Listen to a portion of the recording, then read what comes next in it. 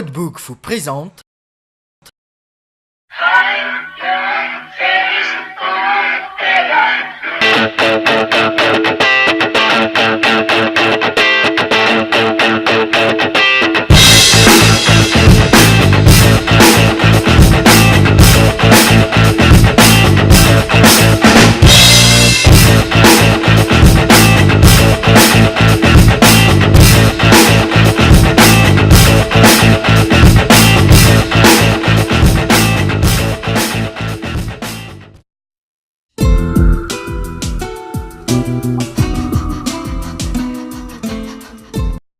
dia faltafahoana amintsika indray ny tenako atao anatin'ny fandarana speed eto amin'ny Dreaming mandeha rehefa lady hariva toy izao. Androantsika dia hiresaka momba ny sport de glisse toy ny mazatra ary ny tontolon'ny sport mécanique eto Madagasikara. Tsy andrela intsontsika, tonga dia lasa zao dia zao.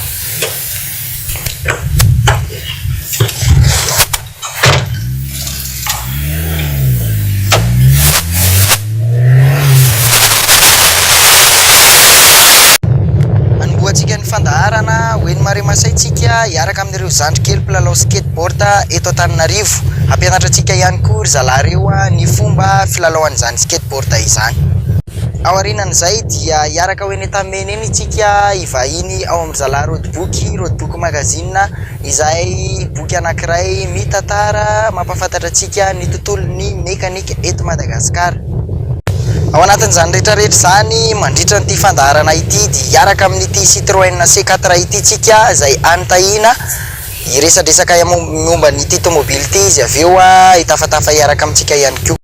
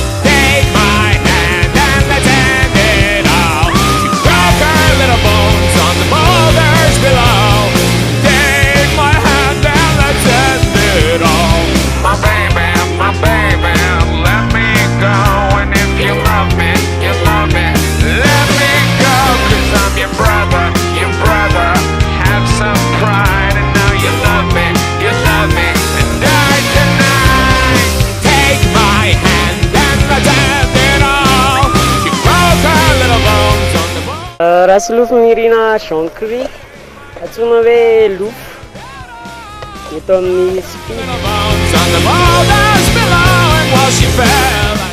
Dimy taona efatra taona lalaovana skate teo. Ampianatra antsika tricks vitsivitsy hay zany isaky ny émission. Ny tricks antsika androany dia ollie.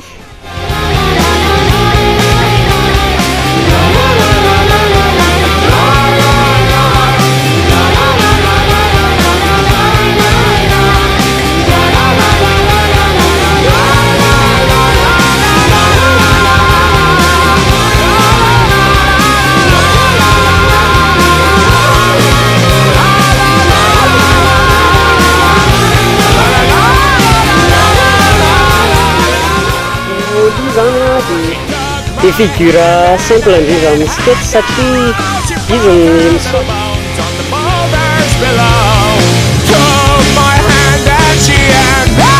Fitaovana anazy miakatra eo ambony skate, tongotra aoriana eo amin'ny telle dia ny tongotra aloha eo ampovoany loloha samy manao ny fanaovany anazy. Dia manao flexion fa arakaraka ny flexion mampiainga an'ilay ollie. dia rehefa zatra dia atao mandeha moramora, dia rehefa maîtriser dia izay vao asiana vitesse.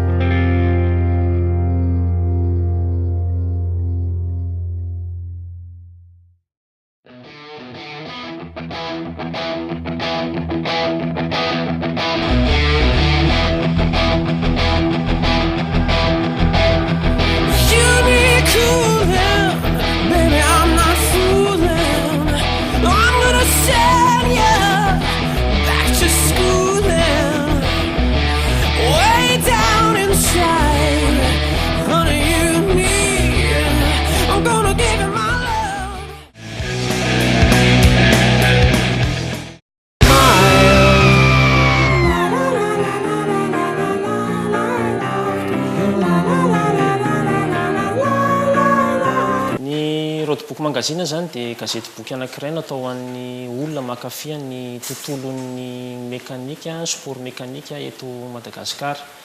Tsy sport mekanika ihany nefa fa iresahana andreo zava-baovao, ny tomobile vaovao mivoaka na moto vao mivoaka izay misy eto amintsika. Resahana ao anatin'izay ihany koa ny resaka tomobile efa tranainy ao anatin'ny magazine zany. Resahanao ihany koa ny resaka fanamboarana fanavaozana tomobile ilay antsoin'ny tanora amin'izao fotoana hoe tuning. Resahana ihany koa ny moto. Raha amin'ny raravina zany izay zavatra ketraketra izay dia natao indrindra ho an'ny tontolon'ny motera mandeha eny amin'ny arabe. Mampiasa lalana zany ny roadbook arak'izay malaza azy hoe roadbook zay. Moa zany efa voalazako teo hoe ny copilote any anatin'ny rally moa zany tena mampiasa azy hanampiany an'ilay pilote rehefa ao anatin'ny parcours izy dia izay mihitsy koa ny tena tanjonay tamin'izy mba hanampiana entina toro lalana ho an'ny olona izay efa mankafy an'ilay tontolon'ny mekanika eto amintsika sy ireo olona izay te hiditra ao anatin'izay zany. Teraka tao anatin'ny crise ny roadbook magazine tamin'ny 2024. Efa nisy gazety boky anankiray ihany navoakanay talohan'izay. Fa teo zany no nitsirin'ny hevitra niova ho resaka tontolon'ny sport mekanika ilay izy. Teraka tao anatin'ny crise hoy ahy teo mirahalahy zay ny tena netombohan'ny tsirin'ny hevitra. Izy moa zany tahina tena lona be tao anatin'ny ondana n'ilay sport mekanika mihitsy. Ny tenako indray kosa tao anatin'ny tontolon'ny hoe resaka fanaovana sary sy ny fikirakirana ny sary amin'ny lafiny rehetrarehetra sy ny fanaovana kalitao sy ny atao anatin'ny tontolon'ny sary antsoina hoe design et graphisme amin'ny teny vahiny. Dia nanomboka tamin'ny faraparan'ny 2024 izay namolavolan'ny roadbook tany amin'ny marsa 10 no teraka ny roadbook larana voalohany. Dia nanomboka teo izay dia tsy nijanona intsony hatreto la efa manomana sahady izay zao ny larana 520 ao anatin'izay roadbook izay. Ny roadbook dia mivoaka indray mandeha isaky ny 2 volana ary hita eny amin'ireo mpivarotra gazety boky rehetrarehetra misy eto amintsika, librairie zany eny ihany koa ireo amin'ny station de service, eo ihany koa eo amin'ny grande surface dia indrindraindrindra ihany koa zany hita eny amin'ny boutique Orange zany ny gazety boky roadbook magazine. Ankehitriny zay raha roa tena mpiandohana zany namolavolan'ny roadbook dia sady arak'ilay fitenenana hoe sady mifofotra no mively vy sady miantso manohana fa natsapa hoe tsy vitsy izay zavatra izay voatery tsy maintsy nampiasa namana. Dia amin'izao fotoana izao zany zay efatra amin'ny rahalahy ao anatin'ny roadbook magazine ka mizara roa. Ny atsahan'izy Orola miandraikitra ny arabarotra izay mirahalahy indray kosa miandraikitra ny resaka teknika sy ny production ny boky ho atsika zany zay mbola tsy nahita ny gazety boky road book magazine dia mahita raha ty fandray aminay anareo a dia vidiana boky zay ambony aloha voalohany indrindra 10,000 izy amin'izao fotoana zao fa ao anatiny misy ny fandraisana eo amin'ny ilany akavanana roa eo misy anty toerana maitsomaitso anankiray ty ao nareo mahita ny hoe izaviny ny ekipa miasa dia ny road book magazine zany hitanao amin'ny adresse mail roadbookmagazine@gmail.com zay zany no mailaka ifandraisana amin'ny road book magazine dia misy laharana tsofindavitra maromaro ahafahanao mifandray amin'izay olona tianao ifandraisana atao amin'ny road book magazine na ny resaka service commercial zany na ny production ihany koa dia misy ihany koa ny groupe eo amin'ny Facebook road book magazine zay ahafahanao mamosaka hevitra be dia be ahafahanao ihany koa mandefa n'izay zavatra avy any aminao any mety misy resaka mifandraika aminay dia afaka mandefa na dokam-barotra ka mifandraika amin'ny sport mécanique fa tsy hoe dokam-barotra na t-shirt akory dia alefanao fa fafana hevitra any le ato anatin'ny fandaharana spida tanteraka ianao hiaraka amin'ny tahintsika amin'izao fotoana izao ilazalaza fofoy momba n'ity Citroën C4 izay miaraka amintsika androany ity.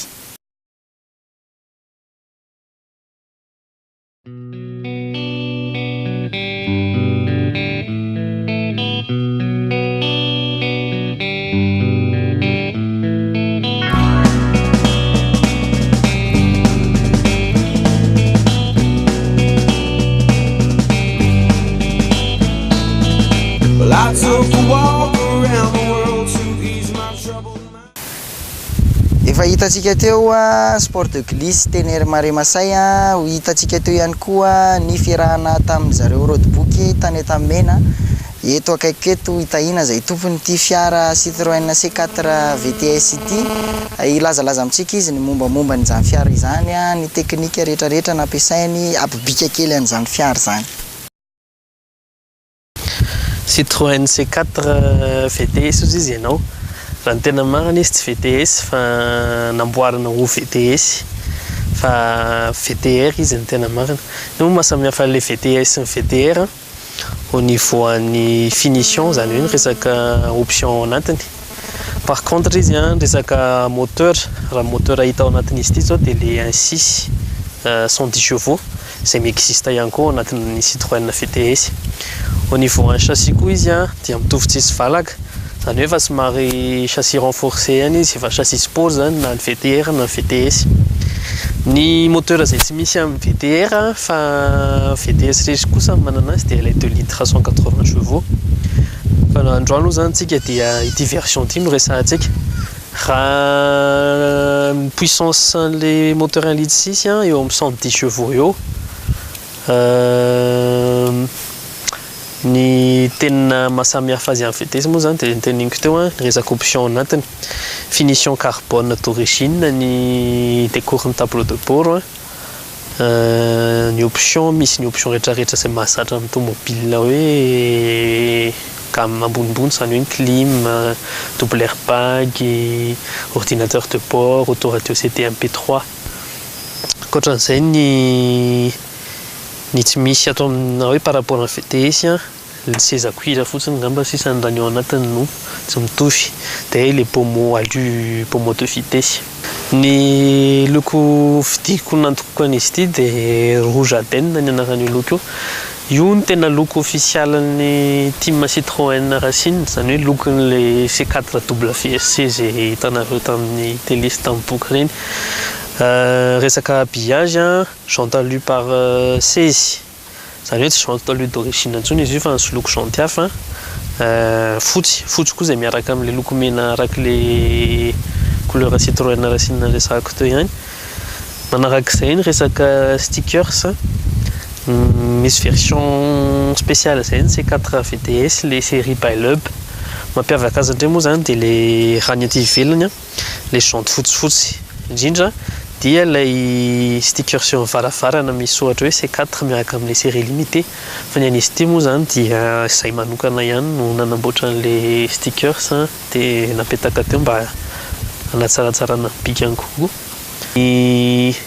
Mahasamihafa kelin'le VTS koa, le VTS 2 litres, le BK aoriana io raha ny d'origine amin'ity VTR ty tsisy an'io fa zaho manokana koa no nanafatra an'izy io ary nametaka an'izy io sy ilay soratra kely hoe VTS hitantsika ery amin'ny bas de caisse sy paquet latéral.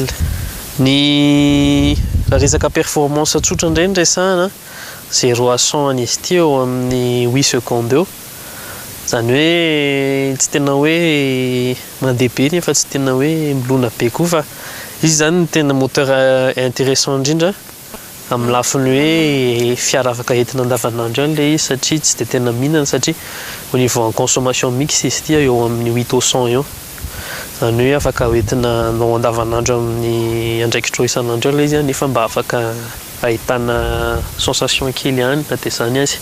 Moteur izy ity moa zany dia 1 litre 6 110 chevaux, boîte 5 no miaraka aminy. Au niveau an'ny train kosa 4 freins à disque izy.